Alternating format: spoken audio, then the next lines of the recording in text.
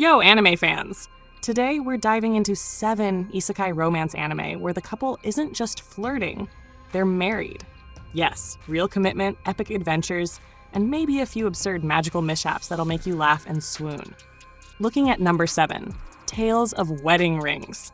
Alright, kicking things off with Tales of Wedding Rings. This one is basically like every isekai fantasy game anime you've watched, but with an actual wedding ring and commitment drama. Our guy, Sato, suddenly gets transported to a fantasy world and wakes up with a magical ring that bonds him to a princess. Not some random NPC, but a literal royal. Now let me just say, the setup sounds cheesy, and yeah, it kinda is, but that's the charm. Watching Sato navigate royal politics while also trying not to be murdered or exploited by evil nobles, comedy gold. And the romance?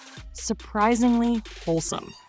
No endless will they won't they torment. They're already a couple, which is like a breath of fresh air in the isekai world, where every anime protagonist has a harem bigger than a fantasy Walmart. Plus, the villains here? Over the top ridiculous. You get every trope: jealous nobles, power-hungry knights, and of course, the evil wizard who has a monologue longer than the anime itself. Watching Sato and his bride handle it with some strategy and a ton of heart is oddly satisfying. Honestly, if you like your isekai with a sprinkle of romance and a pinch of don't mess with my wife, this is a solid start.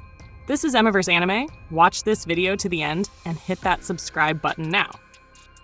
Sliding to number 6, Chillin' in Another World with level 2 super cheat powers. Now, this one's a title that screams, yes, I'm going full gamer nerd.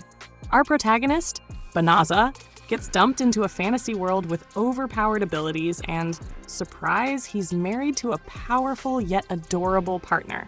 This anime is like a gaming montage on steroids, except with marriage benefits. You know, cooking together, strategizing in battles, and the occasional sassy bickering that makes you go, yeah, that's real love, folks.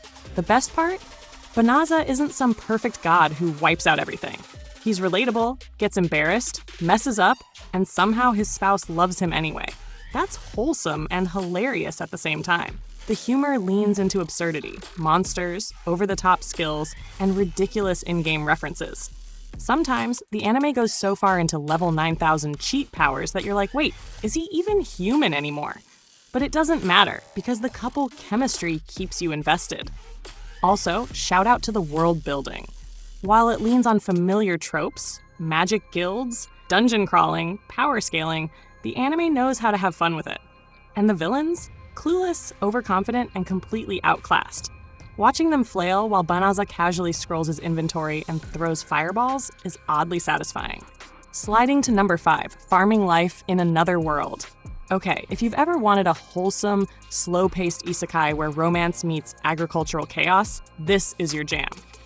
Farming Life in Another World is basically the romanticized version of your grandma's garden, but with magic, monsters, and the protagonist married from day one.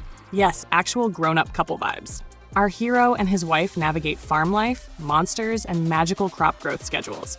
It sounds mundane, but the comedy comes from how seriously everyone takes this farming life. The anime pokes fun at RPG tropes, leveling up, crafting, and ridiculous item systems, but also sneaks in genuinely sweet couple moments.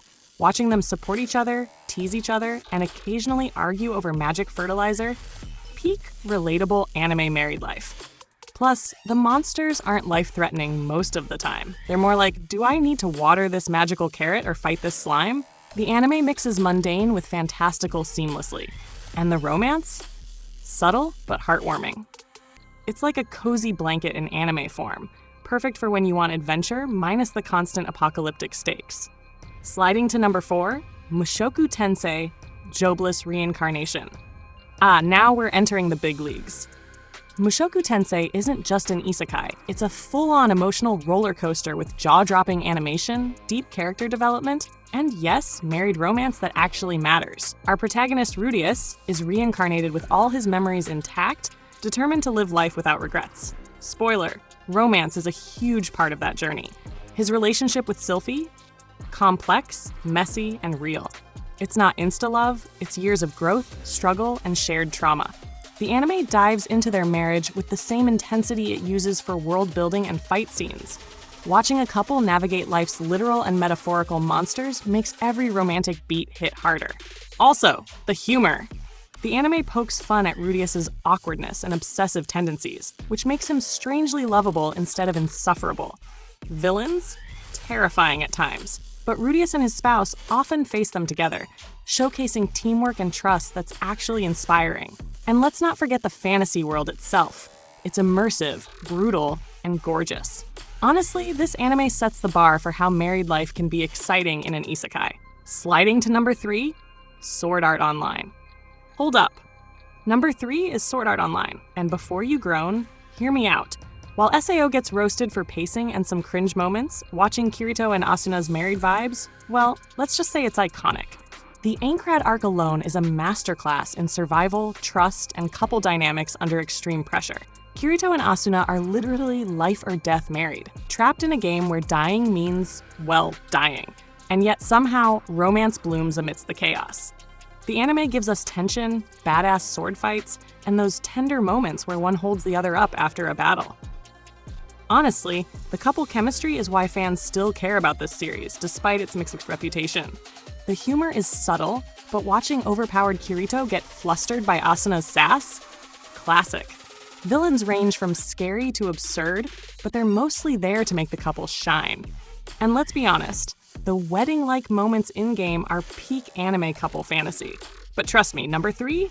It'll mess with your head in the best way possible. Sliding to number 2, the ideal sponger life. Alright, this one is basically the blueprint for married isekai fun.